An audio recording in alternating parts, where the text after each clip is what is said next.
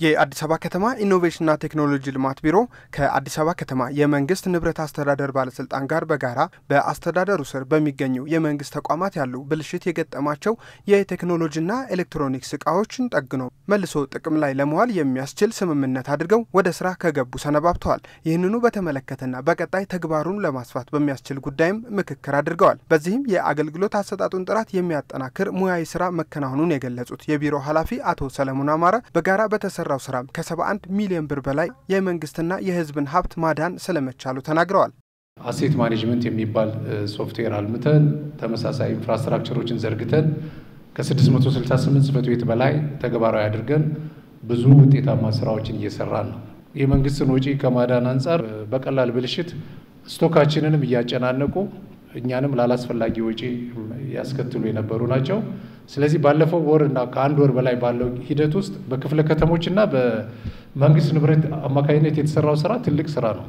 ከ70 ሚሊዮን ብር በላይ አድነናል። የተለያዩ የኤሌክትሮኒክስ ምርቶች ሲበላሹ እድሳት ተደርጎላቸው ስራ ላይ ባለመዋላቸው ምክንያት የሚመጣውን ኪሳራ ለመቀነስም እየተሰራ መሆኑን የቢሮው ምክትል ኃላፊ አቶ ምህረቱ ደሳለኝ ተናግረዋል። ከመወገዳቸው በፊት ተጠግነው ወደ ስራ መግባት የሚችሉትን መለየት፣ መወገድ ያለባቸውን ደግሞ በአግባቡ እንዲወገዱ እየተደረገ ስለመሆኑ ነው ኃላፊ የተናገሩት። ከዚህ በፊት እንግዲህ በነበረው ያው ወደ ስቶር አንድ ንብረት ከተመለሰ በኋላ ሌላ አዲስ ነው የሚተካው ማለት ነው። የሚታወቀው አዲስ ይገዛል ማለት ነው። ያው ኤክስቴንሲቭ የሆነ የጥገና ሂደት ውስጥ ሳያልፍ አዲስ በመግዛት የመንግስት ወጪ የሚባክንበት ሁኔታ ነበር ማለት ነው።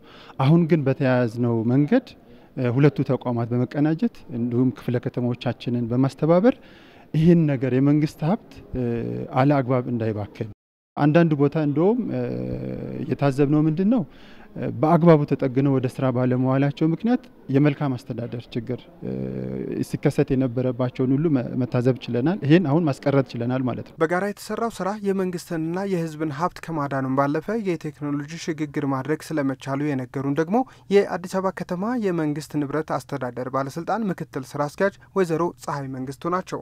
ከ4000 በላይ ኤሌክትሮኒክሶችን ለይተን በላክንላቸው መነሻ አድርገው ጊዜ ሳይወስዱ ወደ ስራ በመግባታቸውና ከኛም ባለሙያዎች ጋር በመቀናጀት ውጤት አግኝተናል። ስለዚህ በመቀናጀታችን ውስጥ ከሀብት ማዳኑ ጎን ለጎን የእውቀት ሽግግር ተገኝቶበታል። በቀጣይም ይህንን ተግባር በማጠናከር ራሱን የቻለ ማዕከል ለማቋቋም እየሰሩ ስለመሆኑም ነው የተናገሩት። የጥገና ማዕከላቶቹ በተደራጀ መልኩ የሚተዳደሩ ከሆነ ቋሚ ይሆንና ብልሽት ጋጠማቸው ተቋማቶች በንቅናቄ ሳይሆን መደበኛ ስራ ሆኖ ወደዛኛው አስተዳደር የሚሄድበት ይሆናልና በቀጣይ አንዱ ያዝ ነው ይሄ ነው። መንግስትን ከተጨማሪ ወጪ ማዳን ከተቻለው ከ71 ሚሊዮን ብር ውስጥ ከ3.2 ሚሊዮን ብር በላይ የሚሆነው የጥገና አገልግሎት ለሚሰጡ ባለሙያዎች የሚከፈል የነበረ ወጪ መሆኑ የተመላከተ ሲሆን በቀጣይ ይበልጥ ውጤታማ ስራ ለማከናወን ትኩረት ቢደረግባቸው የተባለው ሀሳቦችም በተሳታፊዎች ተነስተዋል።